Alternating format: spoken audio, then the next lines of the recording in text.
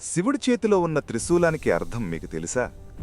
శివుడి చేతిలో ఉండే త్రిశూలానికి ఎంతో లోతైన ఆధ్యాత్మిక అర్థం ఉంది. అసలు త్రిశూలమంటే ఏమిటి? త్రి మరియు శూలం. త్రి అంటే 3, శూలమంటే కఠినమైన ఆయుధం, అనగా 3 ముళ్ళు ఉన్న కత్తి అని దీని అర్థం. అంటే 3 ముళ్లతో ఉన్న ఒక ఆయుధమన్నమాట. అసలు త్రిశూలం సూచించే 3 అంశాలేమిటో ఇప్పుడు తెలుసుకుందాం. త్రిశూలంలోని 3 ముళ్ళు వివిధ భావాలను మనకు తెలియజేస్తాయి. అందులో మొట్టమొదటిది సృష్టి, స్థితి, లయం. సృష్టి అంటే పుట్టడం, స్థితి అంటే పోషణ, లయం అంటే నాశనమని అర్థం.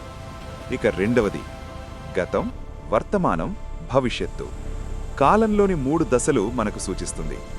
ఇక మూడవది సత్వ, రజస్, తమస్ అంటే ప్రకృతిలోని 3 గుణాలను తెలియజేస్తుంది.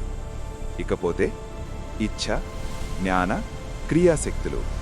ఇవి దైవిక శక్తుల 3 రూపాలు కలిగి ఉంటుంది.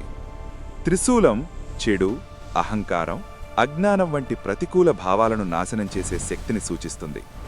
అందుకే త్రిశూలం కేవలం ఆయుధం కాదు, అది జీవితం, కాలం, శక్తి మరియు ఆధ్యాత్మికతని చూపించే ఒక చిహ్నం.